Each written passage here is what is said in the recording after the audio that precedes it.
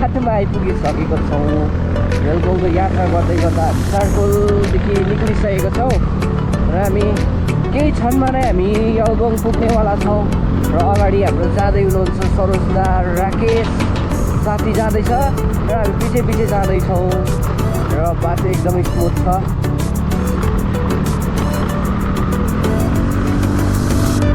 Weather पनि आज एकदमै राम्रो भइरहेको छ र आज हामीलाई वेदरले पनि साथ दिइरहेको छ र हामी आज यलबोङमा गएर इन्जोय गर्नेछौँ। अन द वे टु यलबोङ छौँ अहिले चाहिँ।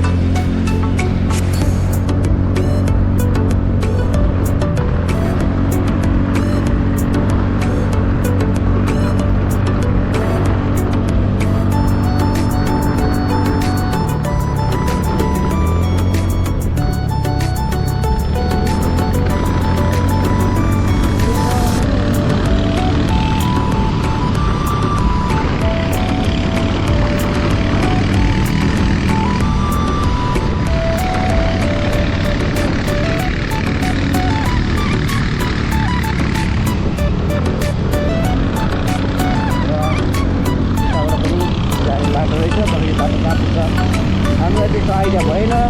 हाम्रो न्यू टु दिस वे आज चाहिँ फर्स्ट टाइम यो बाटो हिँड्दैछौँ। हाम्रो गाइडर मात्रै एकजना मात्रै यो बाटो हिँडिसकेको छ।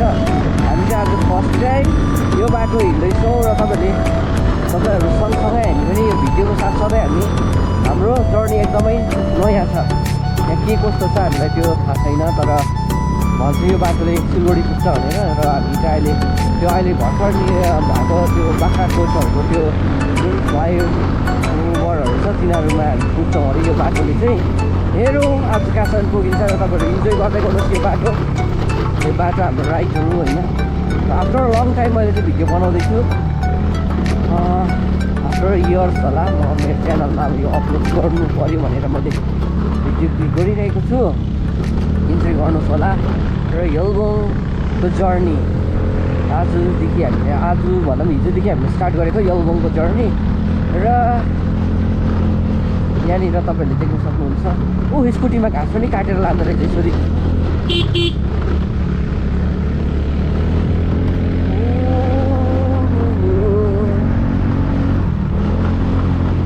हामीले धेरैजनालाई मिस गरिरहेको छौँ यो यात्रामा चाहिँ।